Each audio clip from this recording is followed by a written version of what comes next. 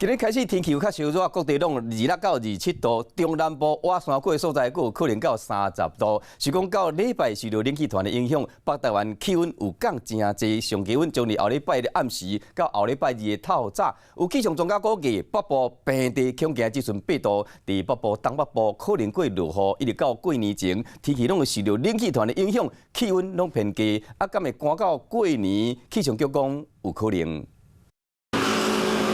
今仔日日头真美，民众伫咧街路散步，明明是寒天，却感受到春天提早到。高温的部分可以上看26、7度，不过在比较近山区的部分会更高，可能会来到近30度左右的温度。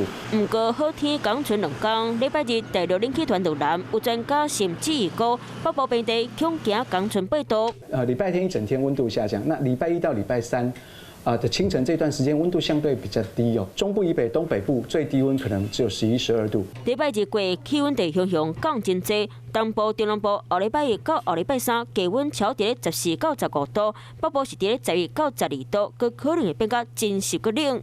那可以看到礼拜6的下半天到礼拜天这一段时间呢，各地都陆续有一些降雨的状况，明显的影响还是会是在北部跟东半部地区。礼拜1之后呢，天气是受到大陆冷气团的影响，那下雨的形态会比较偏向在迎风面的北部跟东半部地区。提到过年前，拢会受到冷气团影响，敢会挂到过年，气象局讲有可能哦。即摆预估气温变化大，北部东半部可能会落雨，想要行出民众会当考虑为中南部行。